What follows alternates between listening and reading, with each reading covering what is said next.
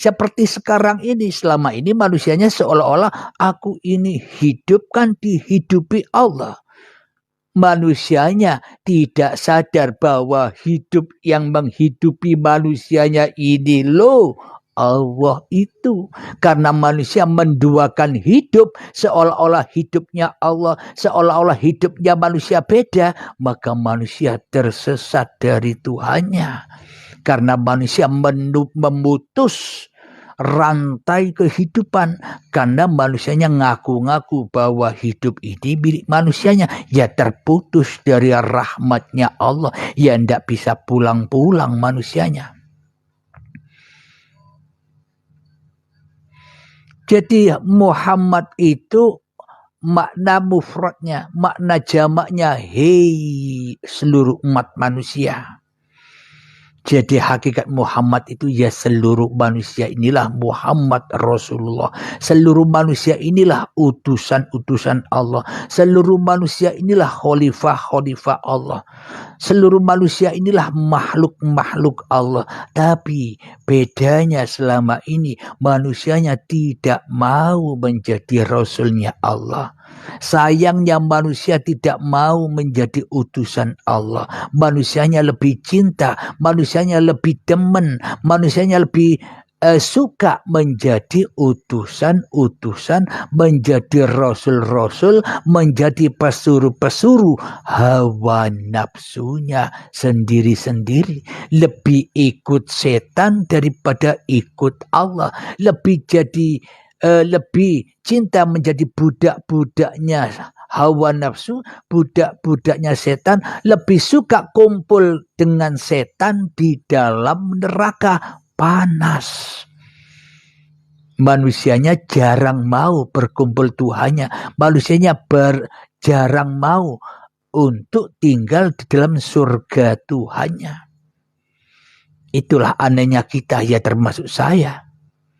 Yuk silakan, semoga jawabannya bisa dipahami ya. Buatkan Kang Alam Bartos,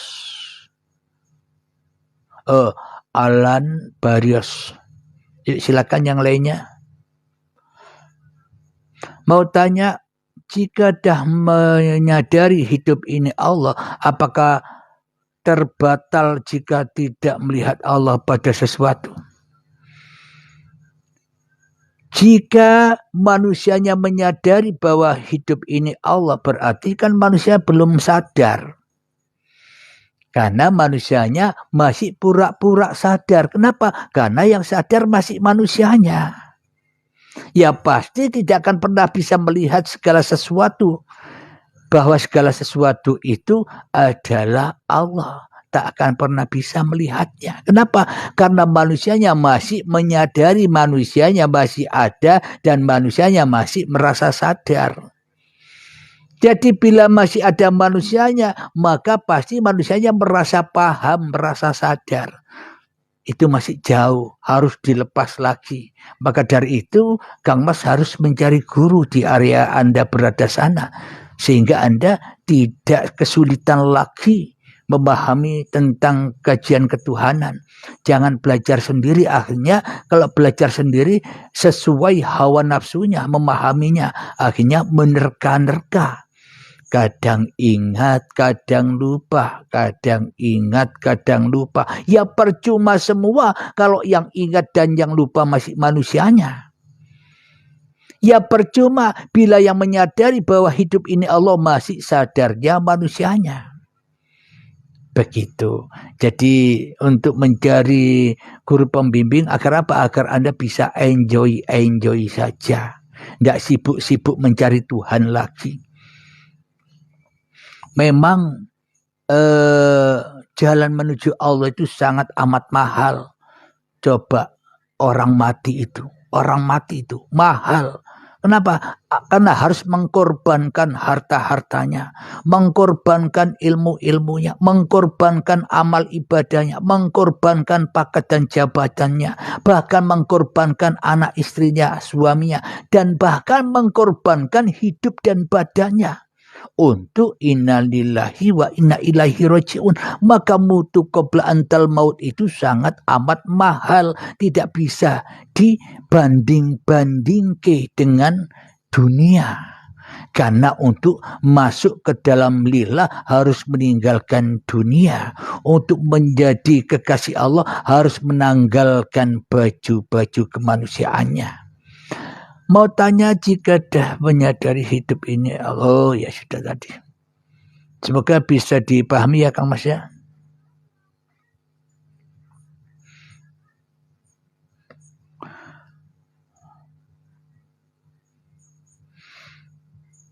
Bagaimana dengan sabda Rasul sallallahu alaihi wasallam, Maha suci Allah, tidaklah kami dapat mengetahui engkau dengan sebenarnya pengetahuan tentangmu. Benar sekali. Nabi Muhammad saja sudah mengatakan tidak ada satupun manusia yang bisa menyaksikan Allah ya kecuali Allah. Maka dari itu bila masih ada diri manusianya ya tertipu manusianya. Seolah-olah menyadari, seolah-olah paham tentang ketuhanan, tapi tertipu masih manusianya yang makrifat. Jadi seharusnya untuk kembali kepada Tuhan manusianya sudah tidak makrifat lagi. Manusianya harus enjoy saja. Anteng, damai, bahagia di sisi Allah. Yuk silakan yang lain. Minum dulu ya.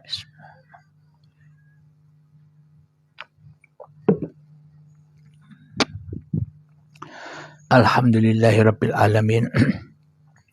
Bila yang baru bergabung ingin mengikuti kaji ulang dari awal kajian ini bisa dilihat di YouTube insyaallah besok. Diunggah di YouTube Uripe Allah. Jadi memang kajian-kajian ketuhanan ini sangat wajib bagi setiap manusia. Agar apa? Agar tidak salah sembah, salah nyembah. Selama ini kan kita salah sembah, salah menyembah hawa nafsu kita sendiri. Jika begitu, apakah salah jika kita berkeyakinan Allah yang tidak diketahui?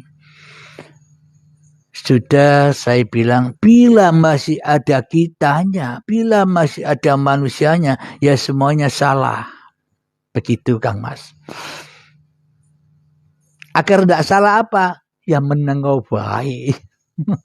Kenapa? Karena semua ya Allah, ya itulah. Paham adalah ketika manusia yang sudah tak merasa paham lagi, ya itulah paham. Jadi memang kalau masih ada manusianya sulit sekali. Maka itulah diibaratkan untuk berjalan menuju Allah melewati siratal mustaqim bagaikan rambut dibelah 7 dan tajamnya 1000 pedang. Pasti manusianya baru menapaki siratal mustaqim jatuh ke neraka, jatuh ke pengakuan diri, jatuh kepada kekuasaan manusianya. Baru duduk jatuh kepada kekuasaan Abdul Halimnya yang bisa duduk. Nah itulah sangat amat sulitnya jalan menuju Allah itu. Karena Rasulullah SAW bersabda, akulah yang paling kenal Allah dan paling takut kepadanya daripada kamu. Ya, bagi Rasul-Rasulnya Allah, bukan Nabi Muhammad saja, bagi Rasul-Rasulnya ya tunduk patuh kepada apa yang diperintahkan oleh Tuhannya. Maknanya selalu tunduk patuh kepada perintah Tuhannya. Maka manusianya sudah tidak bisa ngapa-ngapain lagi. Hanya Allah. Araftu Rabbi bi Rabbi. Aku mengenal Tuhanku dengan Tuhanku. Jadi kenapa akulah yang paling kenal Allah? Karena kalau tidak ada manusianya, tidak ada Muhammadnya, ya bagaimana mungkin Allah ada?